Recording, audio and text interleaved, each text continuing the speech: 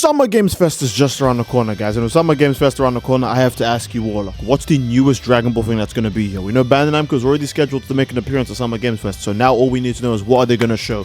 Potentially Dragon Ball Xenoverse 3, most likely Dragon Ball Xenoverse 2's next DLC, and even Sparking Zero's next DLC plans after DLC 3, as well as a whole new Dragon Ball game being the official full version of Dragon Ball Multi. With Summer Games Fest just around the corner, we know a bunch of new Dragon Ball announcements will be there since Bandai Namco is actually making an appearance at Summer Games Fest. We know one that was actually leaked previously was Dragon Ball Multi's full name, as well as the actual gameplay content is going to be revealed at Summer Games Fest. And alongside that, I easily expect us to get more stuff for Xenoverse 2, whether it be Future Saga Chapter 3 or potentially a Xenoverse 3 teaser. And even what comes after Sparking Zero DLC 3 after they release Super Saiyan 4 Goku and Super Saiyan 3 Vegeta to the world, and it's completely done with all of its content. Hello everyone, it's me again, Steve Doji here, back some more Dragon Ball, but we're going to be talking about Summer Games Fest general because this has a lot going on. We have a state of play, we've got an Xbox thing somewhere down here too, and you know Dragon Ball stuff always likes to get teased at Xbox showcases as well. But most likely, the one we'll see the most for is, again, games developed by Southeast Asia,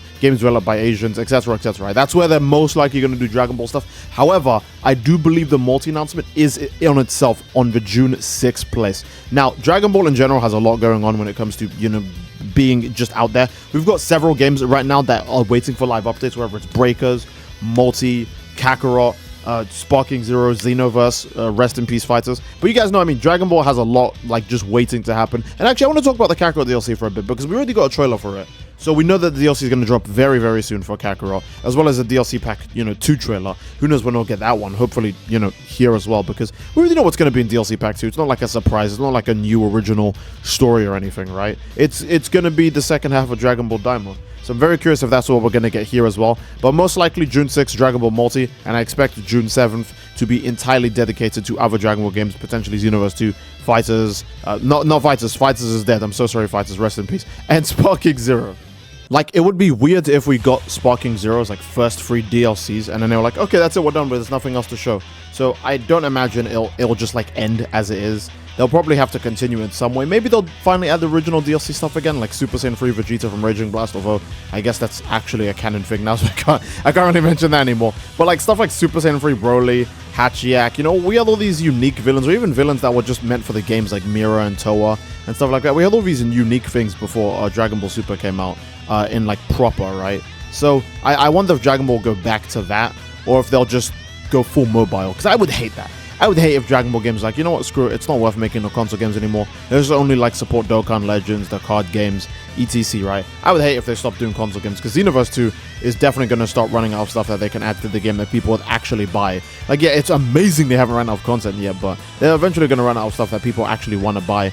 And Sparking Zero can only add so many things before people go, oh, look, it's a DLC that's going to last about literally 1 day's worth of entertainment, and that's it. Maybe even less. For some people, it's just 3 hours. It takes 3 hours to play all the characters, use all their skills, and go, okay, I tried the character out. So I'm hoping that they show more for Sparking Zero here as well. But more so, I definitely think Xenoverse will probably get like the Future Saga announced here, because if it wasn't for the Daima pack, or for Dragon Ball Daima coming out in general, then Xenoverse would have probably had the Future Saga DLC Chapter 3 trailer by now.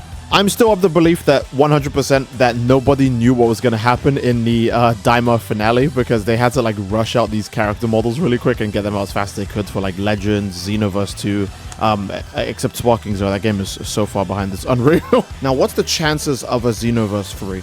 I do think the chance of getting a Xenoverse 3 teaser in this is probably extremely low, because we'd have to wait for the DLC to finish, obviously, before we get like a hint. It'd be weird if people were like, hey, we're gonna drop a new game, and it's like, oh, well, I might as well just not buy the last 2 DLC packs then, because they'll just be in the next game at launch most likely, right? I think Overwatch did this as well, where they announced Overwatch 2, then they were still dropping more DLC for Overwatch 1, and nobody bought any of the things that were coming out for Overwatch 1, because they're like, well, what's the point? The game's gonna get replaced very soon anyway, so very unlikely we'll be getting a Xenoverse 3 teaser at this event. But I would like to see something new for Xenoverse 2, where even if it's just a Future Saga Chapter 3 DLC, or if Sparking Zero is gonna get any more DLC announced to it, because Sparking Zero has a few things that could definitely add to the game. I think if Sparking Zero would definitely benefit if the game went more, like, if they went more interactive with players being able to play with each other, and not just 1v1 fight each other all goddamn day. And oh, another amazing example also from Bandai Namco, Elden Ring Night Rain. That game came out, a lot of people like it. A lot of people are like, I like regular Elden Ring more, and that's extremely fair. But you could see that going for the model of going for like PvE co-op based stuff, when you have a really good foundation, can really just keep any game alive. It can make any game more entertaining than it should be, because just play, whether it's playing with randoms or friends, going on really fun or hard expeditions with teammates and stuff like that is just a fun thing to do. Again, I wish something like this happened with Armored Core. They gave it to Elden Ring instead for some reason, when Armored Core is the one actually needed to support. But Dragon Ball games, I feel like, should definitely follow the same, at least after a certain point, because it is extremely weird how it's like, oh yeah, we're still just making 1v1 PvP, punch each other kind of games, when it's like, bro, that didn't work for Xenoverse 2. Why are you doing it again with Sparking Zero? I don't know, maybe I'm the one in the wrong, but we'll see. We'll give it a month. If Elden Ring Night Rain loses 90% of its players, then that means that, you know, didn't work. And if it doesn't, then that means Sparking Zero very obviously did something wrong. And Bandai Namco needs to change how they make Dragon Ball games from this point forward.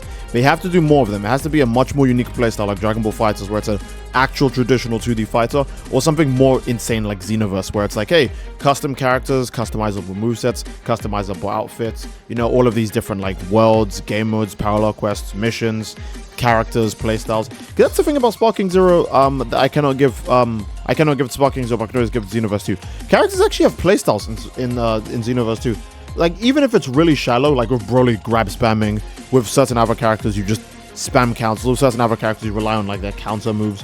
But in Sparking Zero, it's literally just like, do a light combo, step in, light combo, step in, light combo, step in, and then like super attack them at the end. Or like, charge up 4 bars of ki and go for Beast Gohan Ultra Instant Goku super attack from any side of the screen, and it'll just work because the game's lagging too much. Or be SSJ4 Gogeta and just have stats so high no one can do anything about it. That does remind me, Summer Games Fest is where we got to see, I think, the second main trailer for Dragon Ball Sparking Zero at the time. It was the one that had like DBS Broly in it first revealed when he went Super Saiyan, and then Goku was doing the thing where he charges up his punch, and it flashed a bunch of other characters. When they showed Bergamo, we were like, oh, Bergamo's in and everyone's in. That wasn't really the case. It wasn't actually everyone, but you know what I mean. It was still a nice thing to see. If Bergamo was in, it didn't mean a lot of other characters win, and that's still nice to see. But the game ends up being, you know, kind of less fun to play because, you know, first of all, the massive lack of customization when it comes to capsules as well as accessories that you can put in the characters is gravely disappointing. Character stats basically in the game don't even matter. It's only the DP stats that matter. You know, there's like a big stat chart in the game that kind of copies from like Xenoverse 2, but it doesn't even mean anything. Somehow Xenoverse 2 has a more meaningful stat chart, and that stat chart has been broken for like over a year now. They haven't updated it. It still shows you misinformation. It shows the stats way too low in Xenoverse, but it's actually way more useful than the one in Sparking Zero, because the only stats that matter in Sparking Zero is the DP difference stats, and that is just like hilariously bad.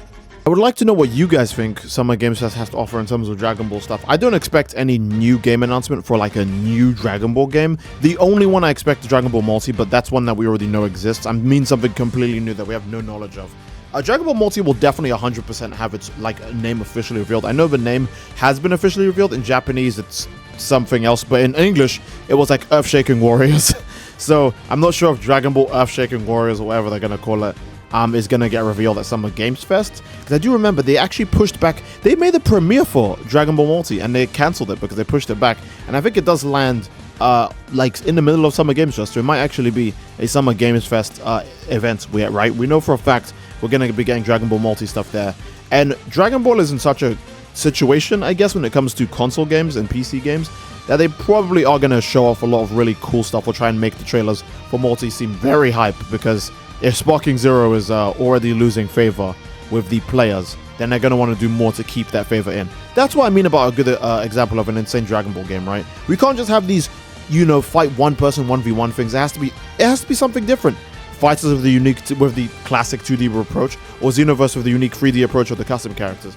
And Dragon Ball Multi is here to obviously, you know, do a more like, I guess, MOBA kind of thing, League of Legends-esque thing, Pokemon Unite-esque thing.